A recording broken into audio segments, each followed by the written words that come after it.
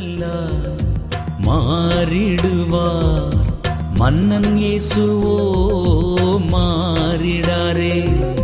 மனிதரெல்லாம் மாறிடுவார், மன்னன் இயேசுவோ மாறி. தந்தை, மகன், தூய ஆவியின் பெயரால் ஆமென்.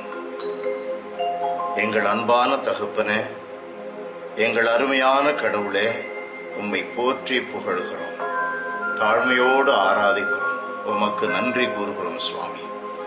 இயேசுவை உற்று நோக்குபவர் யாவரும் மீட்படைவர், இயேசுவில் நம்பிக்கை கொள்ளும் எவரும் வாழ்வடைவர். இயேசு சிலுவையில் உயர்த்தப்பட்ட பின்பு அனைத்தையும் தன்பால் ஈர்த்துக் கொள்ளுவார் என்று சொல்லுகிற உம்முடைய பரிசுத்தமான வார்த்தைகள் ஆண்டவரே எங்கள் ஒவ்வொருவருக்கும் கொடுக்கப்படுகிற அழைப்பாகும் என்று உணர்கிறோம். தகப்பனே, நாங்கள் உம்பால் ஈர்க்கப்படும்படி எங்களை ஒப்புக் கொடுத்தால் ஒழிய நாங்கள் வாழ்வை பெறப்போவது இல்லை. உலகத்தின்பால் ஈர்க்கப்படும் பொழுது அழிவை நாங்கள் அடைகிறோம், மனிதர்கள் பால் ஈர்க்கப்படும் பொழுதும் அதையே நாங்கள் பெற்றுக் கொள்ளுகிறோம். மாறாக மனிதர்களோ அது உலகமோ நீர் மையமாக இருந்து அங்கே ஈர்க்கப்படும் பொழுது எங்களுடைய வாழ்வு வளம் பெறுகிறது, எங்களுடைய வாழ்வு உயர்ச்சி பெறுகிறது, எங்களுடைய வாழ்வு மீட்படைகிறது. தெய்வமே, இதை ஆழமாக நாங்கள் உணர்ந்து கொள்ளவும் உணர்வின்படியே வாழவும் இவ்வாறு உம்மை மகிமைப்படுத்தவும் நிலை வாழ்வை நாங்கள் சுவைக்கவும் அருள்வீராக. இயேசுவின் நாமத்தில் ஜெபிக்கிறோம் பிதாவே, ஆமென், ஆமென். புனித யோவான் எழுதிய பரிசுத்த நற்செய்தியிலிருந்து வாசகம். 3ஆம் அதிகாரம் 13 15 இறை வாக்கு முடிய. விண்ணகத்திலிருந்து இறங்கி வந்துள்ள மானிட மகனை தவிர வேறு எவரும் விண்ணகத்திற்கு ஏறி சென்றதில்லை. பாலை நிலத்தில் மோசேயால் பாம்பு உயர்த்தப்பட்டது போல மானிட மகனும் உயர்த்தப்பட வேண்டும். அப்போது அவரிடம் நம்பிக்கை கொள்ளும் அனைவரும் நிலைவாழ்வு பெறுவர். இது வாழ்வு தரும் கிறிஸ்துவின் நற்செய்தி. கிறிஸ்துவே உமக்கு புகழ். இயேசுவில் அன்பான சகோதரனே, சகோதரியே, உனக்கு என்னுடைய அன்பான வணக்கம். இந்த உலகில் ஒவ்வொரு மனிதருக்கும் பல இடங்களிலிருந்து பல நிலைகளிலிருந்து ஈர்ப்புகள் இருந்து கொண்டே இருக்கின்றன. மனிதன் வசீகரமாக இருக்கிறான். மனிதனுடைய வார்த்தைகள் நம்மை ஈர்க்கின்றன.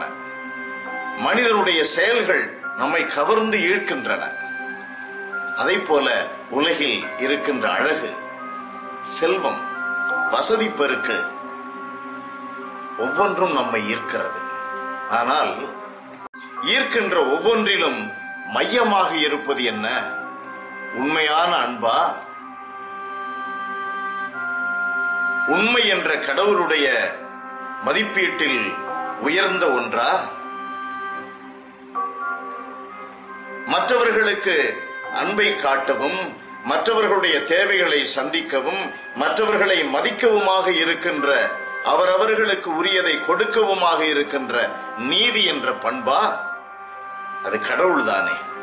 நீதி, உண்மை, அன்பு இவைகளெல்லாம் கடவுளின் கூறுகள் தானே. அப்படி ஈர்ப்பது கடவுளின் கூறுகளாக இருந்தால் நாம் நிலைவாழ்வை நோக்கிய பயணத்தில் தான் செல்லுகிறோம். இயேசு அதை தெளிவாக சொல்லுகிறார். யோவான் நற்செய்தி 12வது அதிகாரம் 32வது வசனத்திலே நாம் வாசிக்கிறோம். நான் மண்ணிலிருந்து உயர்த்தப்படும் பொழுது அனைவரையும் என்பால் ஈர்த்துக் கொள்ளுவேன். அன்பானவர்களே, இது நேரடியாக ஆண்டவர் இயேசுவினுடைய சிலுவை சாவை குறிக்கிறது. ஆனால் அதில் ஒரு பக்கமாக, ஒரு பார்வையாக நாம் காண முடியும், நாம் மண்ணிலிருந்து உயர்த்தப்படும் பொழுது. இயேசு மட்டுமல்ல, நாம் இந்த மண்ணுலகிற்கான கவர்ச்சியிலிருந்து உயர்த்தப்படும் பொழுது இயேசுவோடு இணைந்து போகிறோம். இயேசுவும் இந்த உலகில் மானிட உருவத்திலிருந்து உயிர்த்தெழுந்து ஒரு தனி நிலைக்கு உயர்த்தப்படும் பொழுது அவர் நம் அனைவரையும் அரவணைத்துக் கொள்ளுகிறார்.